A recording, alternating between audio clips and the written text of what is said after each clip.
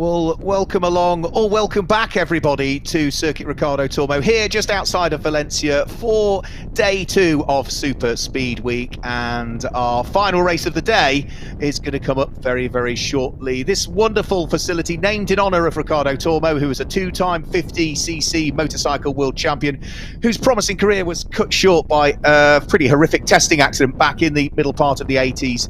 He was a native of Valencia. Tormo had battled leukemia during his enforced early retirement and eventually succumbed to the disease a year before the circuit opened. So it's actually quite fitting that Circuit Ricardo Tormo, as it's officially titled, has been the scene of many successes for Spanish drivers and riders over the course of the history that it's set, built in 1999. Amazingly, if you look at all of the various categories of MotoGP that have been here, then the first 45 Grand Prix at all tiers, 18 of them were won by Spanish riders. So it's been a hugely successful venue for Spanish motorcyclists. It's been a pretty successful venue for Spanish NASCAR drivers as well. Ander Villarino having won 6 races here, the Spaniard, in the past, and he is back on the grid this weekend. He's not the only Spaniard on the grid though, because we also have Sierra Esteban returning to the series. But what we've got coming up very shortly is going to be the EuroNASCAR 2 race, the first of the finals races of the weekend. And when I say finals races, that they get one today, they will have one tomorrow, and both of those finals races are double championship points. Hugely important. Mathematically, the championship cannot be won in this race. Doesn't matter what Vittorio Girelli does, even if Tobias Dauenhauer almost gets punted off and doesn't complete the first lap. Mathematically, it stays alive until tomorrow. So it's great that the championship is yet again going to go down to the final race of the season. If you haven't joined us for any of the previous races, then the big question is why not? Because we've had some great racing. But this venue, if we just want to have a quick look at the circuit, if you're not familiar with it, it's the Grand Prix layout in which we are competing on here, which means that it is just over 4 kilometres long. It's 4.05 kilometres or 2.488 miles. And 14 corners to it. It's quite a confined circuit, so it doesn't take up a lot of space, the circuit, but amazingly, despite its compact area, the pit complex has 48 garages. It can seat 120,000 spectators, and some of the key overtaking points, turn 2, turn 8, turn 11, turn 14, are where we are likely to see some of the action, and it may well be that we're side by side through some of the corners. Certainly we've seen it through 2, 3, 4 and 5 in the past. We've seen it through 8, 9, 10 and 11 side by side action, so there'll be plenty to look forward to over the course of this final race of the day, before we then do it all again tomorrow with a further race for EuroNASCAR 2 opening up the day, and our 2 final races from EuroNASCAR Pro. Lots of champions to crown.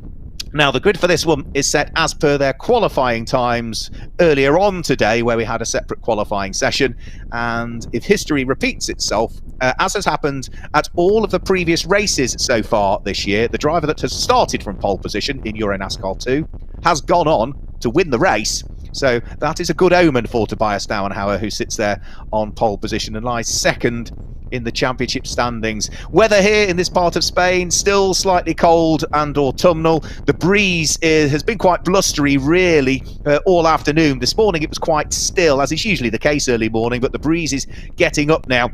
And all of the drivers will be looking forward to having a solid race today, making sure that they can have an early night. They don't want the mechanics staying up working too late on their cars, as some of them had to do last night. They want to make sure they have a clean race and can then look forward to fighting it out for the final race tomorrow for EuroNASCAR 2 that takes place in the morning.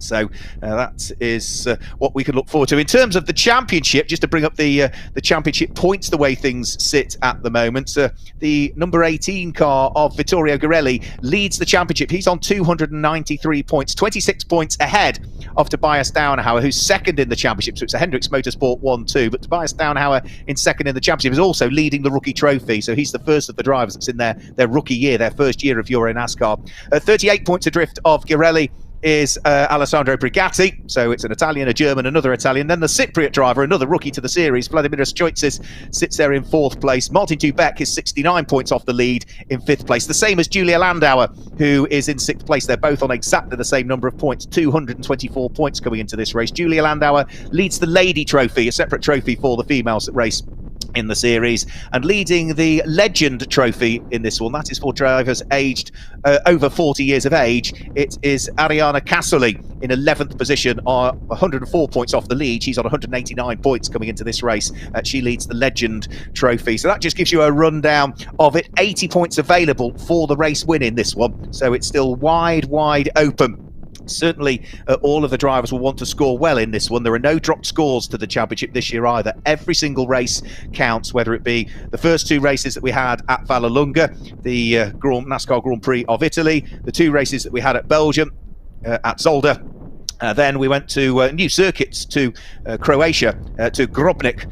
There, a brand new circuit last time out, which was a late addition really to the calendar. We should have been that weekend at Most in Czechia, or the Czech Republic, depending on what you wish to call it, but we weren't able to go there because of restrictions and travel restrictions and COVID pandemic restrictions at the time. So Croatia and Most stepped up to the plate and was a very welcome addition to it. And then, of course, we're here for rounds 7 and 8 that we've already had over the course of the previous 2 days, the final 2 races of the standard championship, before we now move in to the finals element of it, and those all-important double points races. So cars heading out onto circuit. Busy man at the wheel of that number 46 car, Yevgen Sokolovsky, the Ukrainian driver, who is racing not just in EuroNASCAR 2, he's racing in EuroNASCAR Pro as well this weekend. So he's going to be turning one heck of a lot of laps over the course of the 8 races and 4 qualifying sessions that he will have competed in. So he'll be feeling rather tired out, I would have thought, by the end of the weekend when he heads back home.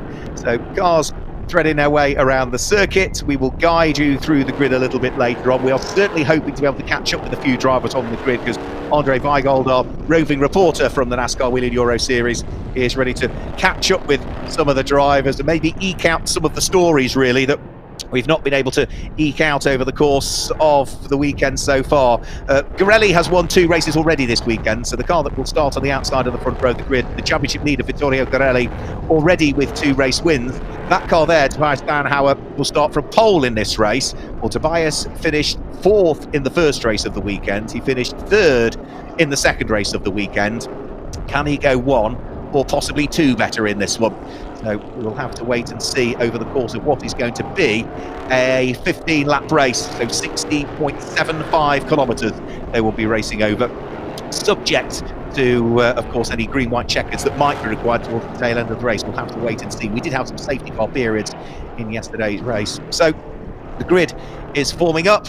Tobias Bauernhauer and Vittorio Garelli, the 2 Hendricks Motorsport teammates, sitting down the front row of the grid. And amazingly, it's all Fords. We've only got 5 Fords entered in the field this weekend, and all of those 5 Fords are in the first 6 places on the grid. The only interloper amongst that is the number 8 Chevrolet Camaro in the hands of Alessandro Brigatti, who will start 4th. Other than that, it's very much Fords at the sharp end of the grid. So there is the pole-sitting car of Vittorio Garelli, hoping that he can also not just claim the win, but important points towards the team's championship as well, because when you add together the points that the car of Tobias Bauernhauer scores in the number 50 and what Loris Haseman scores in the NASCAR Pro division, it is that number 50 Hendricks Ford that tops the team's championship classifications, because there is a separate team's championship, which, say, is really the points that are scored by each individual car. So we will hand you down onto the grid. I think Andre Weigold has managed to catch up with the first of our drivers. I am here with the pole sitter Tobias Bauernhauer, who is back in the championship battle, maybe with this pole position. Do you think you have what it takes to win this race? Is the car better now? Yeah, I think so. The car feels great since the qualifying. We had a lot of struggle since Croatia, and now the car feels very good. The team worked hard. So I'm looking forward to the race, and hopefully I will stay on the top of the podium after the race. Any special strategies for this race? Full push. All right, good luck and have a nice race. Thank you. Good to hear from Tobias Bauernhauer, twice a race winner so far this year, both of those coming at Vallelunga in Italy. He stood in the podium on both of the races at Grobnik in Croatia. He was 2nd in the first race, 3rd in the second race. So he's had a consistent season, Tobias Bauernhauer. Only once this year has he failed to finish outside of the top 10 places. And that was when he finished in, what was that going to be, 24 points, 13th position that would be, in the second of the 2 races at Zolder. So he has had an unbelievably consistent season. There's the number 8 car of Alessandro Brigatti. That will line up on the outside of the second row of the grid in the hands of the young teenage Italian. It's a former kart racer. Brigatti finished 11th in the EuroNASCAR 2 standings last year, racing for the new team for this year, Div.2 Racing. And that is the team that is jointly owned by Patrick Lamery and Jacques Villeneuve. Patrick's racing this weekend. Jacques has had other commitments, both at Grobnik, where he was working with the Turkish Grand Prix that weekend, and this weekend sadly hasn't been able to make the trip either, which is such a shame. But hopefully we'll see Vic and the team as a whole, including Jacques Villeneuve, back next year.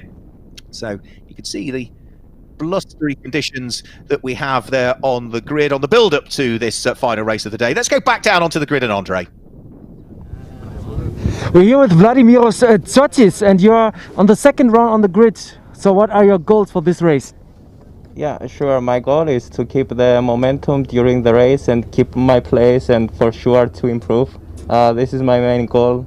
It's my goal during the year in the top 3 places. So I will give my best to do it. All right, then good luck for the race and have a good one. Thank you.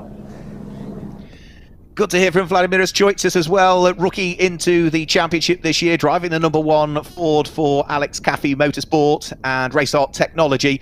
Unbelievably consistent season from him. We haven't amazingly seen Vladimiros on the podium as yet so far this year. He's had the pace all year. His best finish is a 4th place. That came at Grobnik. He's had a 5th place already this weekend in the first of the 2 races, and sadly finished 15th in the second of the 2 races, but plenty of top 10s along the way, consistent scoring, and that's why he lies 2nd in the rookie trophy and 4th overall in the championship standings. So it's been a solid first season from him. And that's another rookie as well. That is Dylan Derdala, who's going to line up 6th on the grid, the Cal Racing number 98 car that he shares with the NASCAR Pro driver Mark Goosens.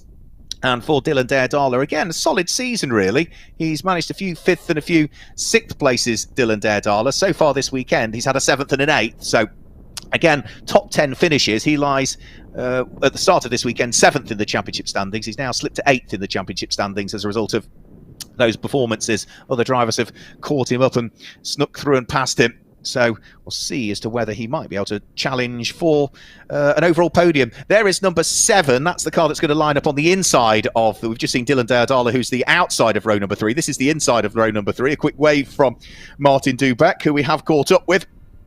He will be looking to try and see whether he can go for the race win. He has been a race winner. He won both of the races at Circuit Zolder in Belgium. He didn't compete at Vallelunga, so that's why he's maybe a little bit further down the championship standings than we might have thought. He's 5th overall, 69 points off the lead, but you could argue, as he didn't race at Vallelunga, 40 points available for each one of those races. That's potentially 80 points he could have otherwise have scored if he'd have won both of those. So considering he has missed 2 rounds, he's right at the sharp end of the championship. 2 wins. He's had a couple of seconds as well, one of those coming this weekend in the first of the races that we had. He was 4th in the second of the races that we had over the course of yesterday. We will be remaining silent very shortly because the national anthems are very shortly to be played, and then we should be able to guide you through the grid before those infamous words are given for the engines to get fired their way into life. And it's worth pointing out, no spectators allowed into this event, so it's only team members and officials and the spotters that we see in the grandstands. All the rest of the grandstands, of which there are many because it seats 120,000 people, this venue, are all very sadly empty this weekend. So national anthems are being played. We will remain silent for the national anthems.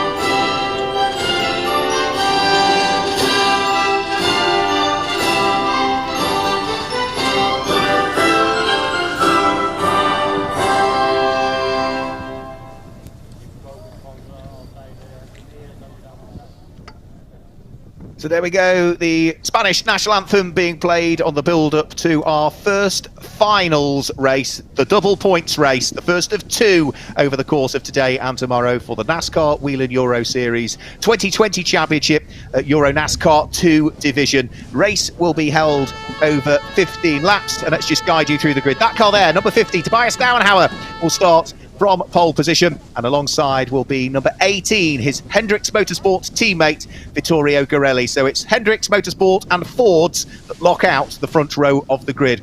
Row number 2 of the grid, it's another Ford. It's number 1. We've just spoken to him, Vladimiras Choitzes, for Alex Caffey Racing with his Ford, and alongside is the first of the Chevys in the field. Number 8, Alessandro Brigatti for Feedvic Racing. Row number 3 of the grid is number 7, Martin Dubeck for Hendrix Motorsport with his Ford, and it's another Ford alongside, but it's the Cal Racing machine, number 98 of Dylan Derdala. The 4th row of the grid is number 6, Simon Palat for Feedvic Racing with his EuroNASCAR FJ. Alongside is where we see 48, Francisco Caristo for DF1 Marco Steep Motorsport Chevys. It's then Chevys all of the way towards the tail end of the field. Row number 5 of the grid, number 12, Nicholas Risitano for Solaris Motorsport, alongside 11, Julia Landau for PK Carsport. Row 6 of the grid is 89, returning to the championship, non-point scoring for Not Only Motorsport Nave Talo, alongside Kenko Miura at the wheel of the number 99 Chevy for DF1 Racing. The Japanese driver returning to the championship. He's the leading legend that we've got on the grid for those drivers aged 40 and over. The 7th row of the grid is where we see number 70, Mirko Schultis for Mishu Motors, alongside the number 46 car for Marco Steep Motorsport of Yevgen Sokolovsky. And row number 8 of the grid, it's another driver making his debut this weekend, the Finnish driver for Not Only Motorsport, which is Leevi Lintukantu at the wheel of car number 10, alongside number 22, returning to the championship for the first time in, 6 or 7 years, Ciara Esteban, the Spanish driver, at her home race for DF1 Racing. The next row of the grid is going to be row number 9. 31 is Giovanni Trioni for Cal Racing. Alongside is the similarly liveried car, also from Cal Racing, number 54 of Ariano Casoli. And at the back row of the grid, having put the car into the barriers yesterday, it's not quite handling the way that it was, despite the fact that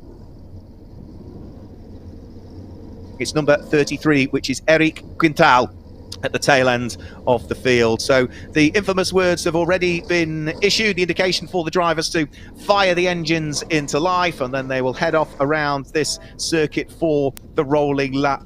We've had 2 formation laps for previous races. No news as yet as to whether it's going to be a single one or a double warm-up lap for these cars. We'll have to wait and see, and then we will be able to get our final race of today underway before we then do it all again tomorrow, with the first race tomorrow being again for EuroNASCAR 2, and then the 2 races in the afternoon will both be for the EuroNASCAR Pro division, as they're badged for this year. Pure racing, no electronic gizmos on these cars. There's no stability control, there's no traction control, there's no ABS. It's just pure racing, and it's up to you as a driver as to how much of that 400 brake horsepower you want to plant down onto the ground at any one time, depending on how far down you press your right foot onto the throttle. 5.7 litres, what's that? That's 350 cubic inches, isn't it? V8 engines, all powered via a 4-speed manual gearbox. And as for the curb weight of the cars, well, it's about 1,225 kilos, there or thereabouts. 2,700 pounds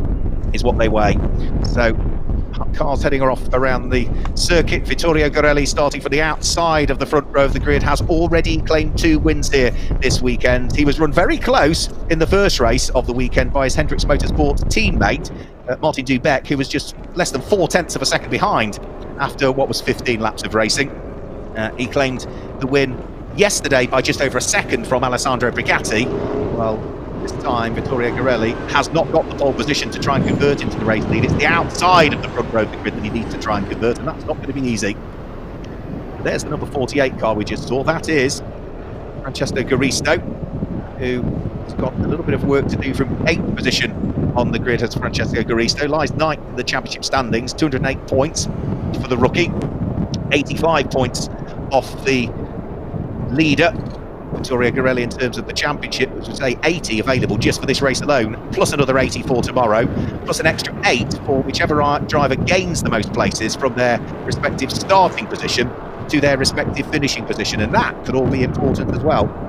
So you can hear the wind in the background. It still really is very, very breezy, and that will affect the cars to a degree as well. You know, they are a pretty large car, whilst they are heavy, get into the side wind, or certainly where you've got a headwind, that's going to slow the terminal speeds down. Where you've got a tailwind, it might just mean that you've got to brake that little bit earlier because you're getting pushed into the corner by the wind. And when you get a side wind, you will just feel it as well, I would have thought, because it really has been quite a blustery couple of days here, albeit beautiful sunshine today, whereas yesterday we had showers on occasions, which didn't affect the tyre choice. Slicks were always the way to go, but it did just make it a little bit greasy out there on a couple of occasions.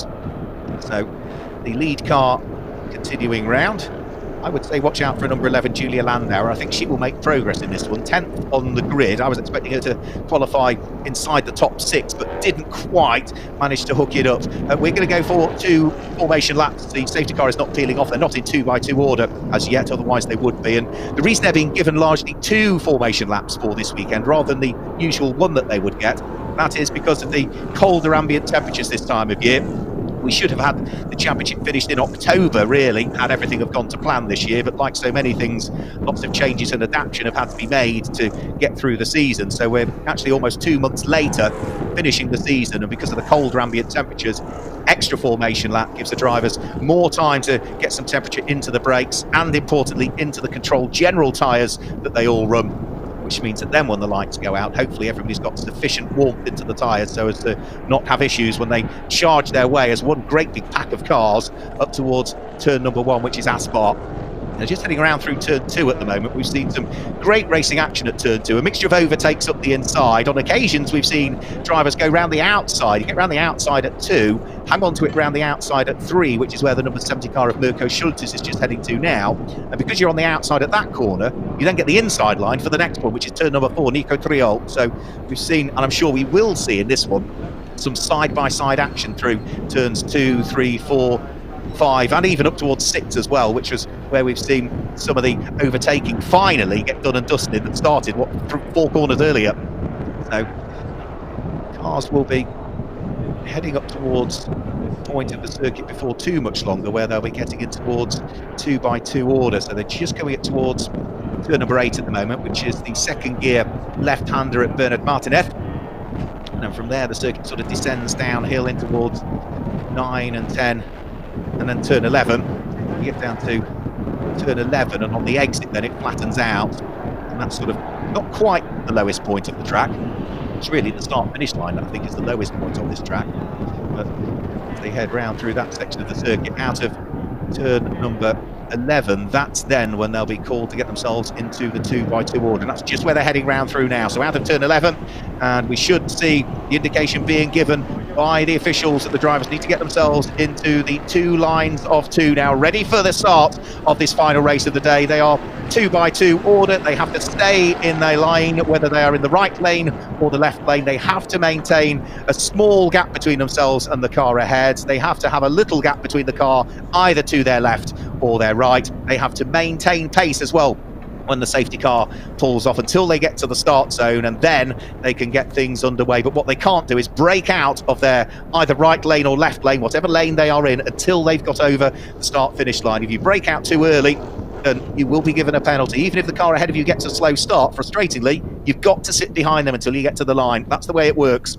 So the lead car is about to work its way in towards the pit lane, the safety car, and then we're about to get things underway. Tobias Dauenhauer, and 2 times a race winner already this weekend, Vittorio Gorelli, lining up on the front row of the grid for what is scheduled to be a 15-lap race. Buckle up, everybody. We're about to go green for the final time here today at Circuit Ricardo Tormo. The green flag flies, and away charge the EuroNASCAR 2 field up towards Aspar, the first corner. Tobias Dauenhauer has the inside line from Vittorio Gorelli as they feed their way in towards the first corner. Gorelli tries to brave it out around the outside. It's still going to be on the outside as they head up towards the next corner. Gorelli runs a little bit wide, so does the car behind, Alessandro Brigatti and Dylan Derdala as well. We are still side by side for the lead, but it is going to be Tobias Dauenhauer that finally gets his nose ahead of Vittorio Gorelli, who slots himself through into second position. Alessandro Brigatti looks as though he's there in third, and fourth at the moment. I think it might be Dylan Derdala that's there in fourth place. That being the case, he's had a very good start from what would have been 6th position on the grid. In fact, no, there he is. Yeah, Dylan Derdala has had a fantastic first lap by the look of things.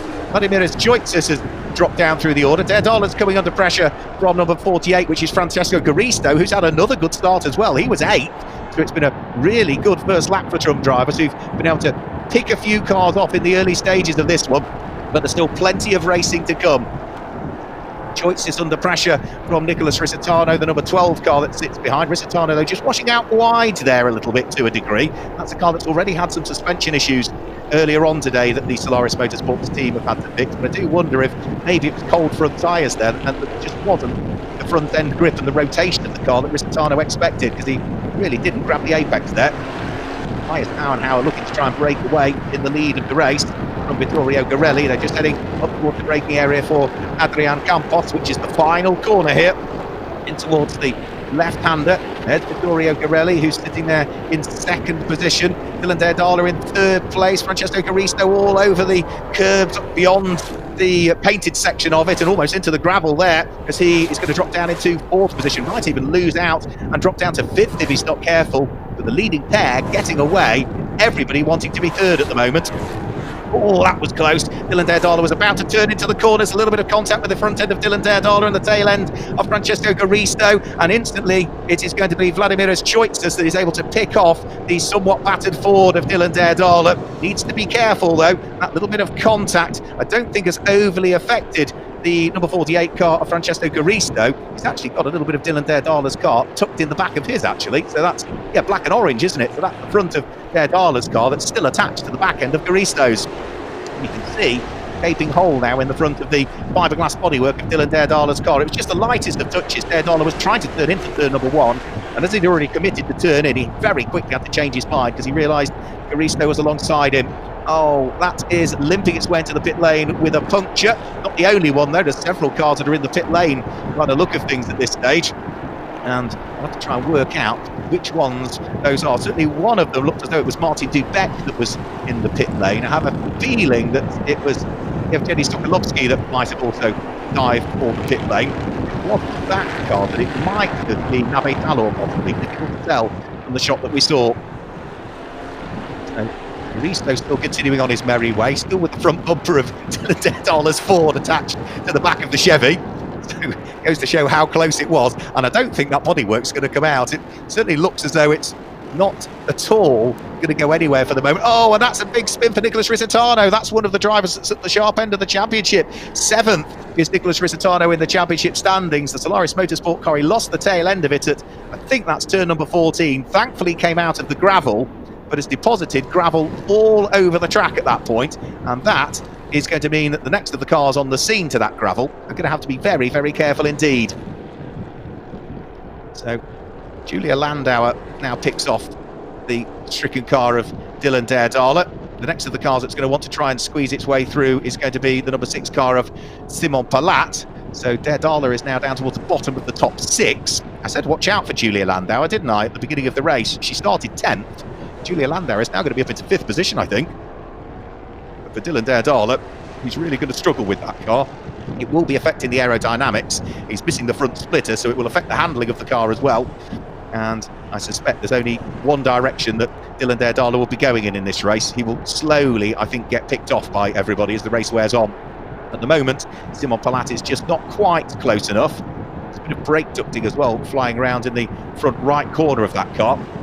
So it looks probably far worse the damage than it is, because it's largely cosmetic, the composite bodywork on these cars. It doesn't take much to dislodge it, but it's the brake ducting that's rubbing around the wheel area that might be a larger cause of concern, mainly because that ducting has wire around the edge of it, and if that wire starts to fray and get tangled into something, then that may well cause him a problem. Now, what we're looking at here is the squabble for second position, and in fact, third position, as Vladimiras Choitzes dives up the inside of Vittorio Garelli. So through and over the start-finish line comes Tobias Dauenhauer. Francesco Caristo, I think, is now up into second position. Is he this time through? Yeah, Vladimiras Choitzes moves up into third, and Vittorio Garelli, who was second, has lost 2 places on that lap. Didn't quite see where Caristo got through, but we did see the overtake from Vladimiras Choitzes, which was a clean one.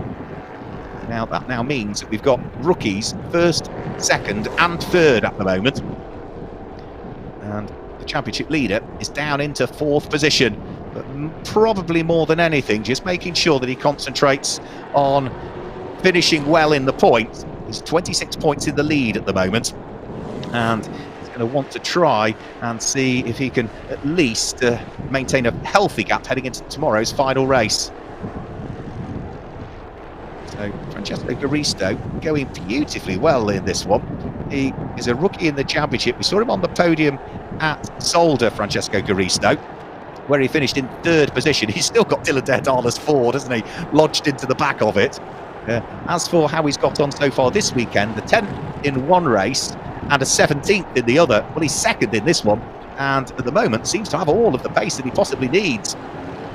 Weekend didn't start best for the team, with the car having suffered an engine failure in the qualifying session. So himself and Ander Villarino, who drives that car in EuroNASCAR Pro, have been a little bit on the back foot all weekend, but it finally looks as though the hard work they've put in, and working with the engineers and the team, and the hard work they've also put in, is beginning to pay dividends. So out of Adrian Campos they come.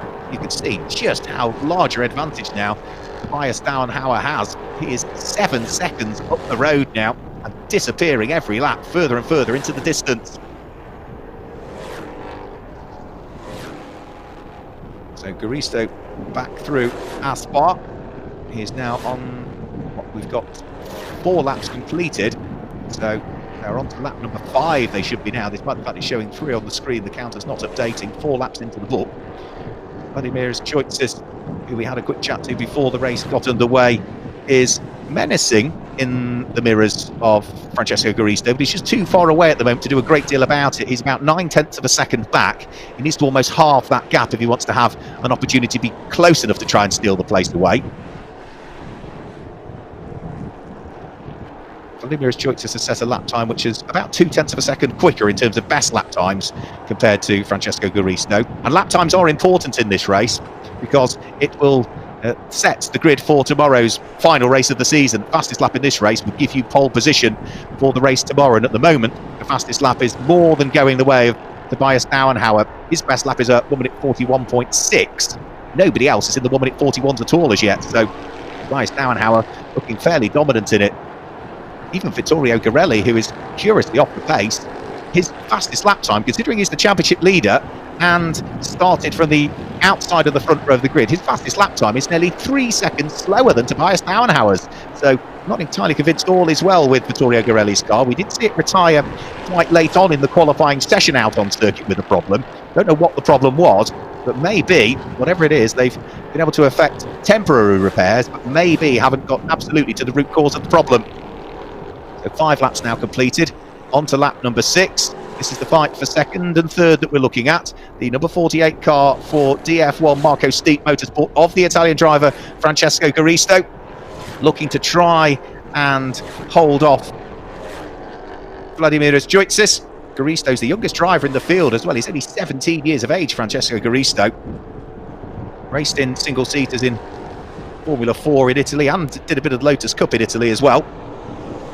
Now Vittorio Garelli has gone backwards again in this race. He is now behind Simon Palat. Well, that now means that Garelli must have dropped to possibly even 7th place on this lap. Depends on where Dylan Daedala is with the battered Ford as to whether he's ahead of or behind, because it was Vittorio Garelli, Simon Palat and Dylan Daedala in that order for 6th, 7th and 8th last time they came over the start-finish line. So is Garelli down in 6th, or is he just down in 7th? We'll have to wait until they come over the start-finish line next time through to work that out. But there is Dylan Daedala. He's coming under pressure from Alessandro Brigatti, so must mean that Vittorio Garelli has dropped to 6th. Yep, so it is just 5th to 6th is where he's dropped. So that sorts out that query for us, but it just sort of confirms the fact that all is not well with the number 18 Ford in the hands of the championship leader. Big squeal of tyres. Nothing obvious as to whom that was. All right, there it is. It's Giovanni Trioni that's had the rotation. Rookie in his 1st season of racing. Did the club challenge with us last year, but is learning the ropes. And we've got a very good tutor, his father, trying to help him out. But a slight spin for Giovanni Trioni will drop him back down through the order, I'm afraid to say. So we've still got Francesco Garisto in 2nd place, running very wide through Aspar that time through, which means that Choitzis at the wheel of the Ford can begin to close up onto the brakes as they head round through Duham.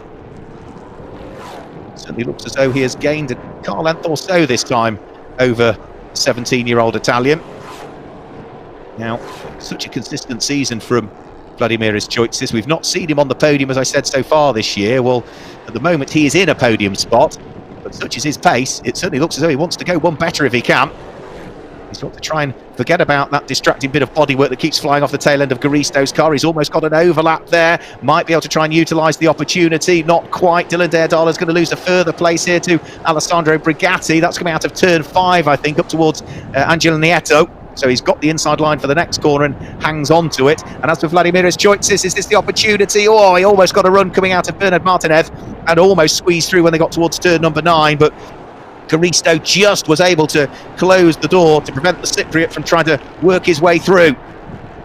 Daredala, though, he's now down at the wheel of the Cal Racing number 98 Ford, down into 8th position. I did say I thought there was only one way he was going to go in this race with that damage. Now, Choitsis looks the quicker of the two here, doesn't he, for 2nd and 3rd place, but Garisto is starting to drive a little bit defensively now, just to try and position the car where he needs it to be. Has to make sure he doesn't run too wide coming out of the corner, because that way Choitsis will try and get a run on him as they come over the start-finish line.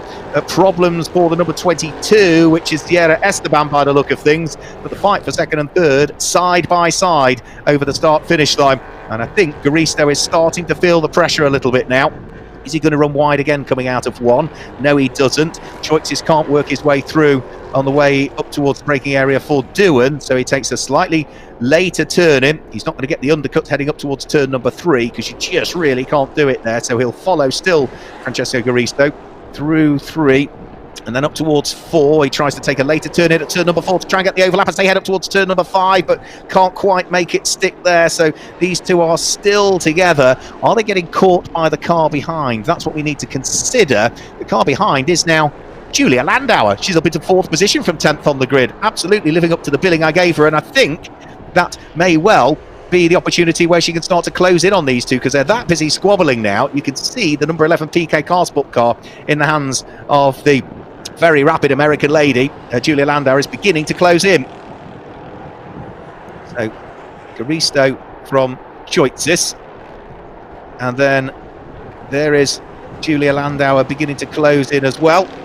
However, news is there may well be a further twist in the tail, because the number 48 car of Francesco Garisto may well have switched lines before the control line when the race got underway. I did mention you have to stay in that lane, whatever you're in, the right lane or the left lane, you have to stay in it until you get to the start-finish line. And I'm hearing Francesco Garisto may well have a drive-through penalty for having moved out of position before the race got underway. I can see a board being hung out over the start-finish line. Yeah, and that looks like it says 48 on it to me. Yep, drive-through penalty, car number 48, which is not at all what Francesco Garisto wants to see. It's certainly not what DF1 Racing Marco Steep Motorsport want to see. So that is going to mean that Vladimiris Choitsis can now just bide his time. Now Choitsis will probably be aware that that has happened, because there will be radio communication between race control, the spotters and the drivers. So as soon as Garisto hears that message, then Choitsis will hear it, or hear it from his team at a similar time.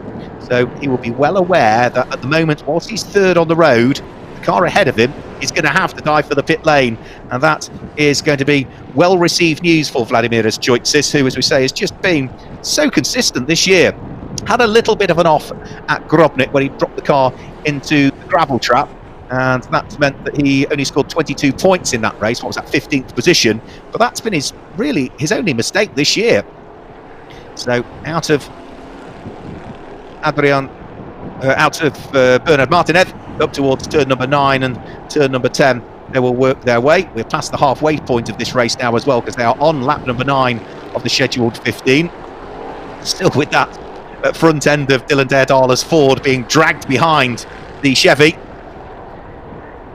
and still with Julia Landauer trying to close in onto this pair as well. And remember that as soon as we get this drive-through penalty done and dusted for Francesco Garisto, not only will Vladimiris Choitsis move up into the podium spots and be on for his best finish of the year, it will also move Julia Landauer up into the overall podium spots as well, and be her first podium of the year.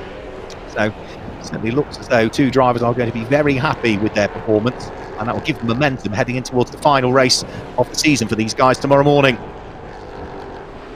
Now, Francesco Garisto has not as yet responded to Black Flag, for the drive-through penalty. Needs to, in theory, you only get 3 laps to do it. Now, it may well be that the team manager is arguing his case for him, but at some point, that car is going to have to come into the pit lane, and it is still, for at the moment, I would say, slowing up Vladimiras Choitzis, who I think could go quicker if he wasn't bottled up behind the 48 that lies ahead. So up towards turn number 5. All of this while Tobias Dauenhauer is now 11 seconds up the road in the lead. Well, considering that if you add together the gaps in the first and second races together, you get to less than 1.5 seconds if you add both of those races together. Well, 11 seconds is the gap in this one, and Julia Landauer is getting ever closer to the pair squabbling over second and third place. We are going to shortly have a trio fighting over second, third and fourth, but as you say, Garisto at some point has to come in and serve that drive-through penalty. Through turn number 9, up towards the right-hander at turn number 10, onto the brakes. Try not to snatch the brake as well as you head through turn number 11, because you're still turning whilst you're trying to brake. The unloaded wheel, it's very easy to snatch it at that point. From there, it's up to third gear through Championeros, which is where they're going now. Make sure you don't hit the sausage curb too much as well. Up towards turn number 13, and Choitzis is this time surely going to see Garisto dive for the pit lane. I don't think he can stay out many more laps until he needs to come into the pit lane. Is this going to be the lap? Yes, it is. Vladimiras Choitzis is picking up second position as Francesco Garisto dives for the pit lane. Needs to make sure he doesn't break the pit lane speed limit. So from second on the road, bitter disappointment for Francesco Garisto, who was on for his best result of the season. So whilst it's disappointment for him, it's elation, I'm sure, for Vladimiras Choitzis and Julia Landauer, because both of those now are on for their best result of the season. So Garisto trundling his way down the pit lane for the drive-through penalty. Seemed to have been out of position at the start, broke from those 2 lines, and that has cost him dear, I'm afraid. But for this man here, Tobias Dauenhauer, the race has absolutely gone to plan. Remember, every time in EuroNASCAR 2 this year a driver has started from pole position, they have gone on to win the race, and that certainly looks as though it may well be the case again here, because Tobias Dauenhauer leads by nearly 13 seconds now from Vladimiras Choitzis in second place, Julia Landauer in third. Tobias Dauenhauer also the leading rookie we have in the field, as grinding to a halt, I'm afraid to say, is Levi Lintukantu for Not Only Motorsport. So Dauenhauer is the leading rookie. The leading lady for the Lady Trophy is Julia Landauer, and the leading legend that we've got out there is in 8th place at the moment, Mirko Schultes. What's the gap between Mirko Schultes and Kenko Mura for that squabble for the lead of the legend category? 1/10 of a second, that's all. So it's all to play for the Legend Trophy win as well. Is it going to be Schultes, or is it going to be the number 99 car of the Japanese driver Kenko Mura, who returns to the championship this weekend? In fact, they've swapped on this lap by the look of things, because number 99 Kenko Mura is now ahead of the 70. Yes, it is. So Kenko Mura has managed to squeeze his way through and has taken up the lead of the Legend Trophy over the course of this lap. Didn't see where it happened, but certainly now, yeah, there is Dylan Derdala. Behind him is Kenko Mura at the wheel of the white and pink 99, and behind Kenko Mura is the number 70 car in the hands of Mirko Schultes. So that is going to put Kenko Mura back into the Legend Trophy winning position. In fact, Mirko Schultes is going backwards now, so he has lost a further place there to Vittorio Garelli. I think he's going to be down to something like 11th or 12th at the end of this lap.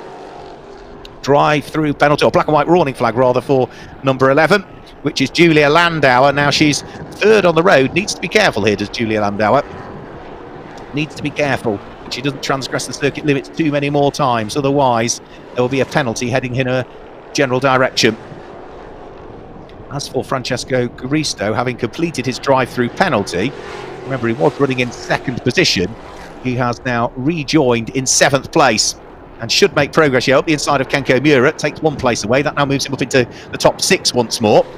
He's now got to deal with Dylan Derdala's car, which he should be able to pick off as well.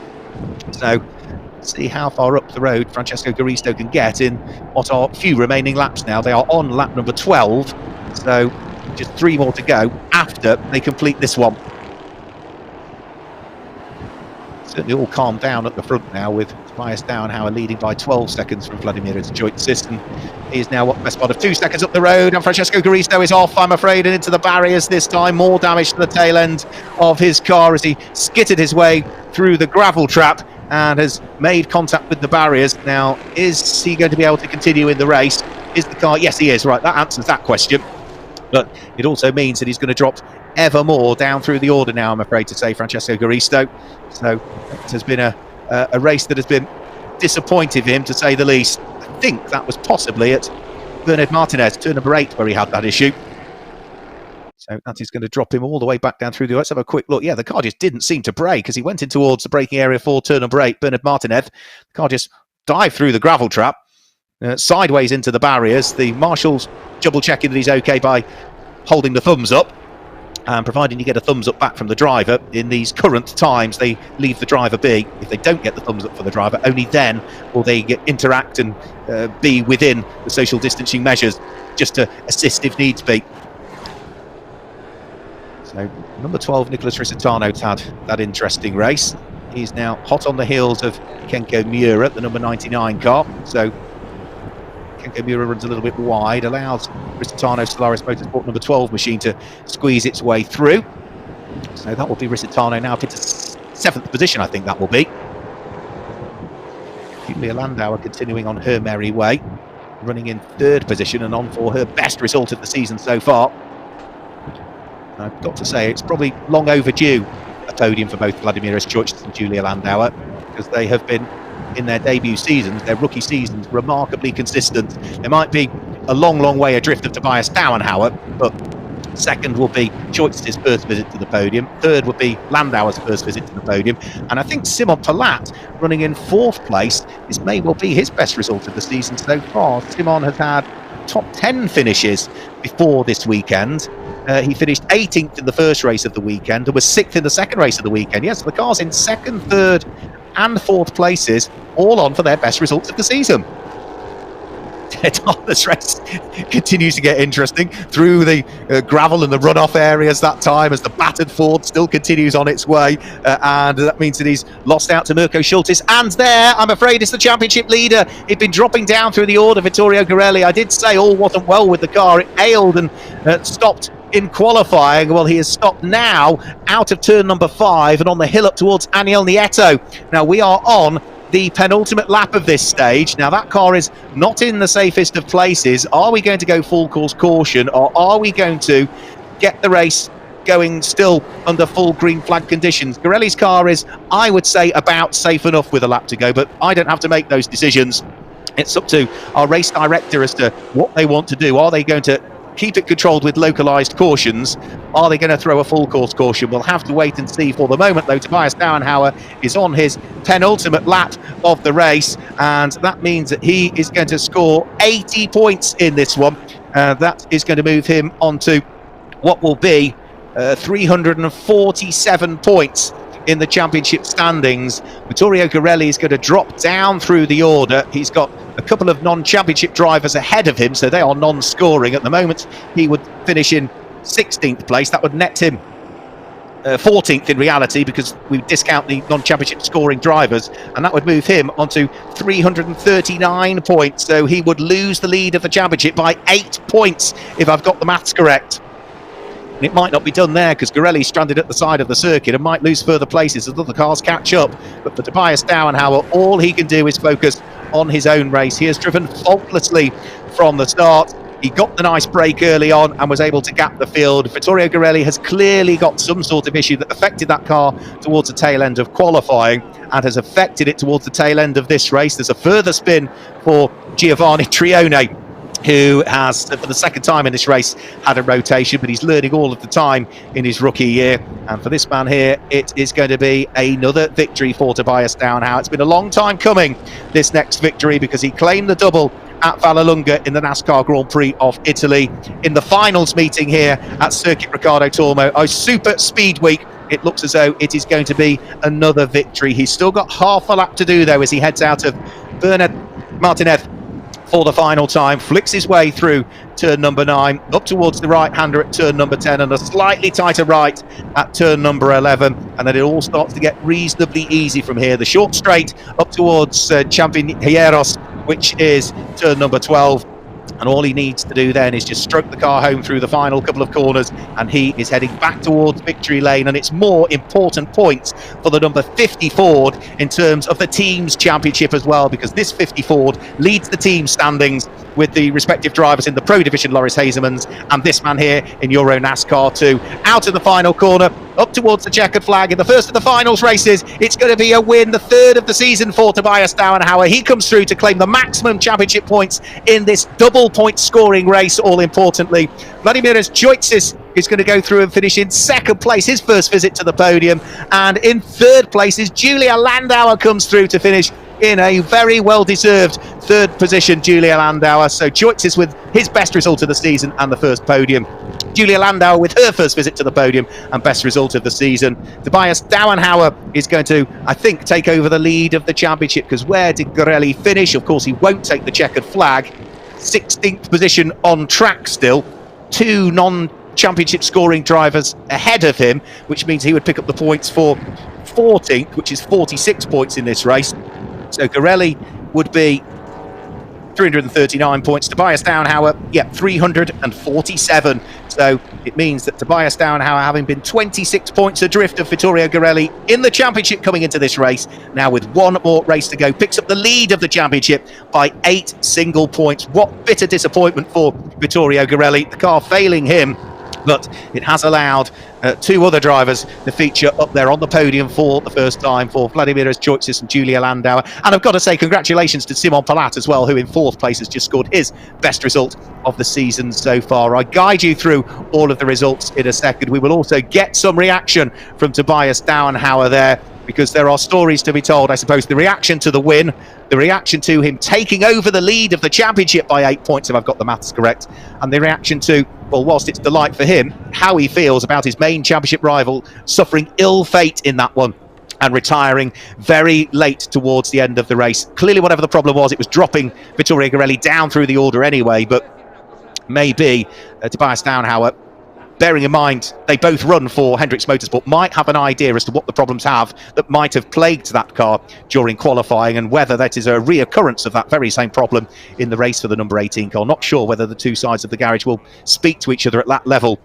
in between the qualifying session and this race, but we can ask the questions and we'll see what response we'll get. So there goes Julia Landauer in towards the pit lane. She'll be delighted with 3rd position overall in this race. She also, of course, wins the Lady Trophy as well. Tobias Dauenhauer wins the race overall and is the leading rookie home. And Kenko Miura, who finished 7th, was the leading driver home in the Legend category for those aged 40 and over. So in towards victory lane goes Tobias Dauenhauer. We will wait the thumbs up and then get him out of the car and be able to have a quick chat to Tobias Dauenhauer, who was pretty focused before the race when he spoke to Andre, knowing what he needed to do, which was to try and push hard to see whether he could take that car to victory lane. And well, absolutely, he's delivered on what he wanted to do. It is his 3rd victory of the season. It's his 3rd victory of his EuroNASCAR career. And as we say, with just one more race to come in the championship, how open is it tomorrow? 8 points he will lead the championship standings by, heading into the final race with 80 points available for the race win.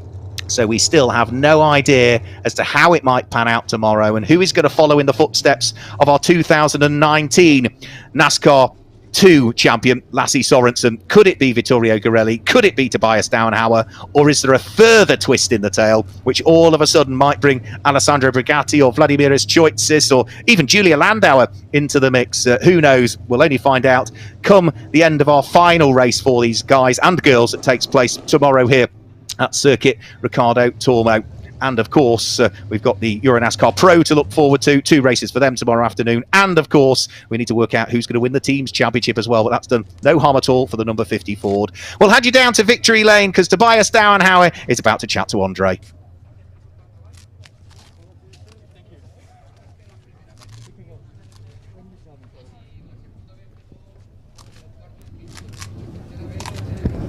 The race winner and new championship leader, Tobias Dauenhauer. What an eventful race, but for you, it was easy. It was a perfect race for me. I'm very happy now we can show our performance of this car. We struggled since Croatia with big problems. Now we solved it. Very happy. It was a perfect race for me. I'm sorry for my teammate. I only saw him. He had a technical issue. Good for me. Good points for the championship and hopefully a good race tomorrow as well. Yeah, and this is the final race and you may become the champion when everything went well there. Any plans on how to get this championship trophy? Yeah, I focus on the race tomorrow. I will drive a good race tomorrow as well, and hopefully it is enough to be the new championship leader. All right, thank you very much. Your race winner, Tobias Dauenhauer. Yeah, great to hear from Tobias Dauenhauer, and absolutely right. The race went perfectly to plan for him. It couldn't have gone any better, and it also means that we keep that consistency where whoever has started from pole position in EuroNASCAR 2 this year has won the race. It's not to say that the races have been boring. They've been far from it, but for some strange quirk of fate, we've always managed to get the pole sitter to victory lane. Just some replays and highlights of it. Well, of course, when the lights went out, it was Tobias Dauenhauer and Vittorio Garelli that were side by side at the front end of the grid. And on the charge up towards the first corner at Aspar, the all-important inside line was going the way of Tobias Dauenhauer. It was always going to be difficult for Vittorio Garelli to try and snatch a lead around the outside at turn number 1. Despite trying to do so, it wasn't quite meant to be. And therefore, as they went side by side through turn number 1, and Vittorio Garelli ran wide on the exit of the corner, it just allowed Tobias Dauenhauer to sneak his way up the inside at turn number 2 at Duan and take up the lead of the race. Dylan Daerdala and Francesco Garisto were having a great battle. Then there was contact between the pair of them, which lodged the front bumper of the Ford into the tail end of the Chevy for the rest of the race. Garisto was still going well, though, throughout the course of the race, despite the flapping bodywork, but he was always under pressure from the Cypriot driver for Alex Caffey Racing, which was Vladimiras Choitsis. Little did we know, though, at that stage that the number 48 car was going to be given a drive-through penalty for a start line infringement. So as a result of that, Garisto had to take the penalty, drove into the pit lane to serve the drive-through penalty. It meant that Vladimiras Choitsis moved up into second position here and was on for his first podium of the year. It also brought the PK Car Sport number 11 car of Julia Landauer up to third position. Dylan Daerdala's race continued off into the barriers. This time it went to the number 48 car in the hands of Francesco Garisto. Despite even more damage to the tail end, he was still able to get the car going and continued round to take the checkered flag. But for Tobias Dauenhauer, it was a win and a dominant one. He was leading at 1 point by 13 seconds, but he really backed things off towards the checkered flag to come home and finish 6 seconds up the road from Vladimiras Choitsis, who finished in second position in the end. And the number 11 PK Car Sport car of Julia Landauer headed for third position. A delighted Tobias Dauenhauer with his third career win in the NASCAR Wheel and Euro Series EuroNASCAR 2 division. It also means that he picks up the all-important lead in the championship points by just 8 points heading into tomorrow's final race of the season, where 80 championship points are available. It's all still to play for. Confirmation then of the results. Tobias Dauenhauer claims the win and is the winner of the rookie trophy. In second place, it is Vladimiras Choitsis, and Julia Landauer, number 11, finished in third place and was a leading driver home in the Lady Cup. Simon Palat finished in fourth position, his best result of the season. Rookies first, second, third and fourth in that race. Fifth was number 8, Alessandro Bugatti, and sixth was 12, Nicholas Risitano. The leading legend driver home was in seventh place, Kenko Miura, with Dylan Daerdala in eighth place, Mirko Schultis in ninth, and Francesco Garisto with a very interesting race, ultimately coming through in 10th position. 11th, despite a couple of spins for Giovanni Trioni. 12th place for Ariana Casali. Eric Quintal, who came off the back of the grid, finished in 13th place, with Sierra Esteban in 14th place. Yevgen Sokolovsky in 15th place. Vittorio Garelli, who was the championship leader, finished in 16th in the end as the car retired out on circuit. Retirements also for Levi Limtakato and Nave Talar and Martin Dubeck, who all had problems, but hopefully all of those issues will be resolved tomorrow, and we'll see all of those cars back onto the circuit. If you have joined us for this one, thank you very much for tuning in. Don't forget to follow our YouTube channel as well. Just go to youtube.com/EuroNASCAR. Click on the links on there to ensure that you're also notified of all new content that we display on that channel. But for us, day 2 at Valencia on the Super Speed Week, that's it for the moment. Now remember, racing coming up tomorrow.